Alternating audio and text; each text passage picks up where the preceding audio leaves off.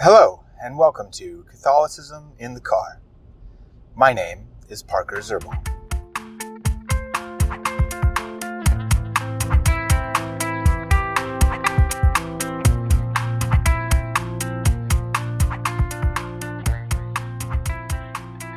I want to talk a little bit about the concept of excommunication in the Catholic Church.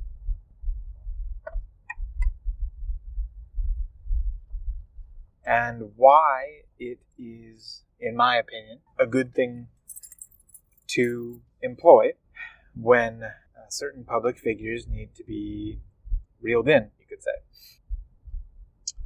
In the United States, I'm just going to be pretty blunt here. In the United States, we have had a number of Catholic politicians, namely Joe Biden, Nancy Pelosi. I don't know. Those are the first two that definitely come to mind, but there's more. Who they claim to be Catholic. They run as Catholics. When they run for office, they often cite their Catholic faith to show, that they're a good pick for their job. But at least being charitable, they certainly do not understand their Catholic faith.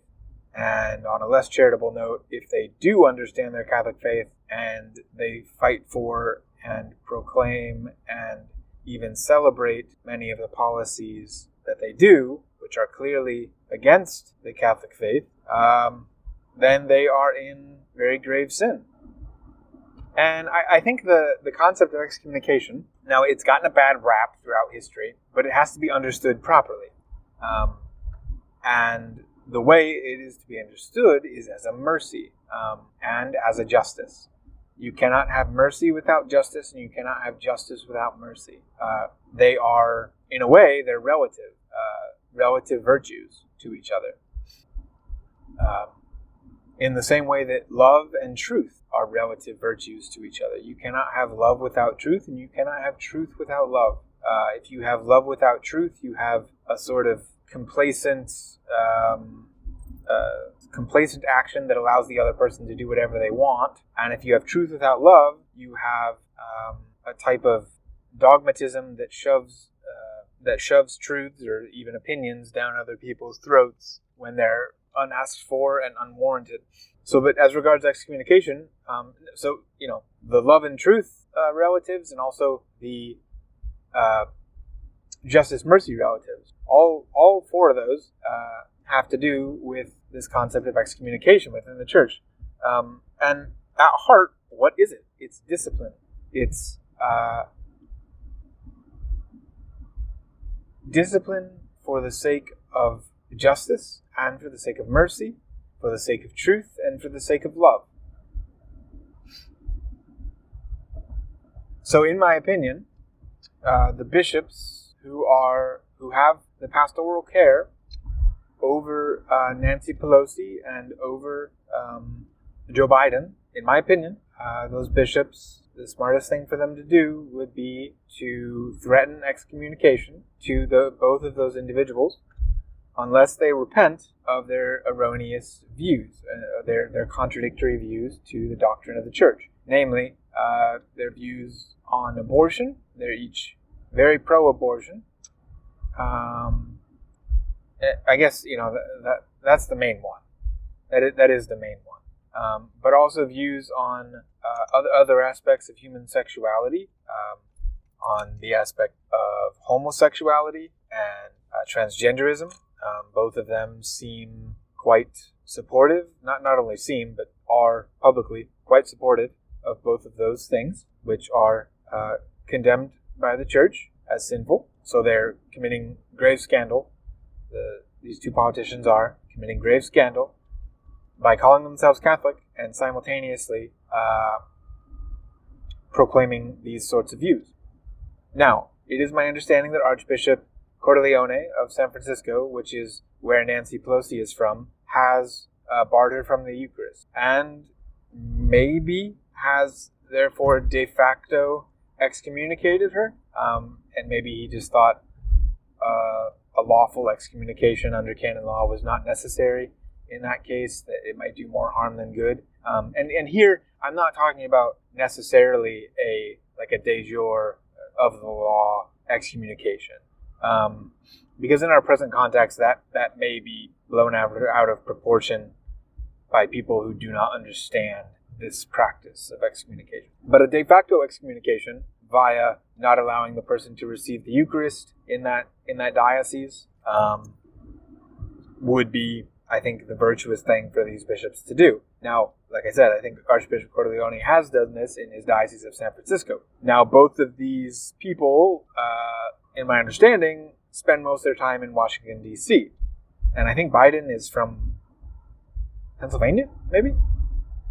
So I would implore his bishop, whoever is the bishop of his diocese,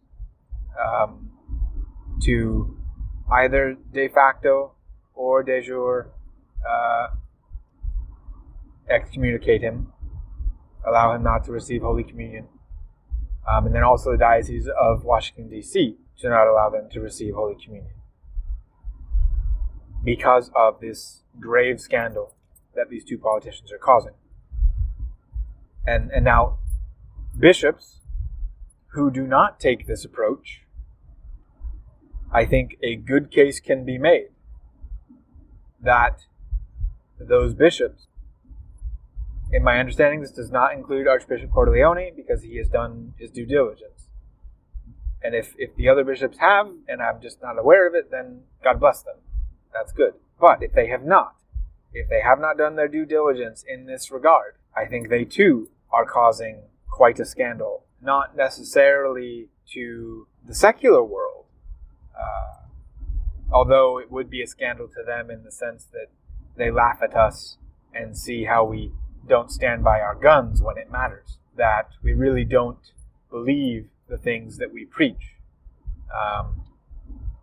because we allow those of our flock to publicly defy us and metaphorically spit in the church's face, and the church just take it. Now, some people may say, Jesus said, if someone slaps you on the cheek, offer them the other as well. Yes, regarding physical persecution and things of that nature. Regarding persecution, yes, you should not try to avoid martyrdom. In positively trying to avoid it. You don't need to seek martyrdom, but you shouldn't try, what am I trying to say here? You should not avoid martyrdom. So that passage simply does not apply in this case. When the Pharisees accused Jesus falsely of certain teachings, he clarified and rebuked them.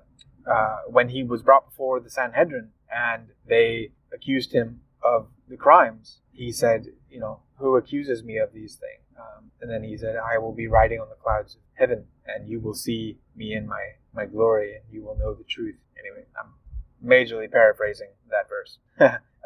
When it regards truth, it is not necessary, nor is it advisable for the person to turn the other cheek. If someone comes up to me and says, hey, you're a Catholic, you believe, well, let's take the pro-abortion, the abortion example. You believe in abortion, right? That abortion's good because you're Catholic. And I see Joe Biden and Nancy Pelosi, they're Catholic, and they believe that abortion is great.